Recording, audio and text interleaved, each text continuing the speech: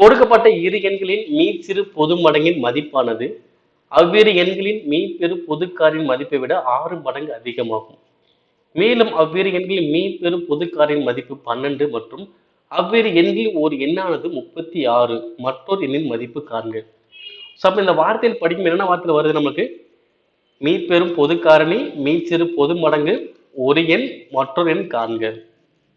அப்ப என்ன கான்செப்ட் வருது?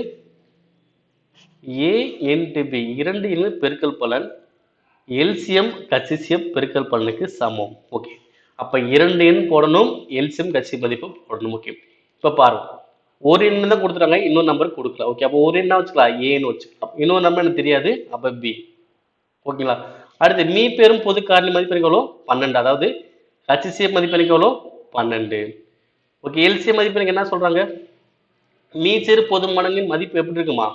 மீ பெரும் பொதுக்காரின் மதிப்பை விட 6 மடங்கு அதிகம். 6 மடங்கு அதிகம்னா இதை நீங்க 6ஆல பெருக்கணும் அர்த்தம். அதாவது மீ பேவ மதிப்பை 6ஆல பெருக்கணும். ஓகே, மீ பேவ மதிப்பு எவ்வளோ? 12. 12 6ஆல பெருக்கணும். பெருக்கணும் வரும் 12 72.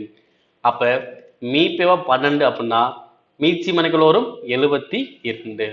ஓகேங்களா? ஒரு எண் 36, மற்றொரு எண் கண்டுபிடிக்க போறோம். ஓகே, அப்ப ஏவோட மதிப்பு எவ்வளோ? 36.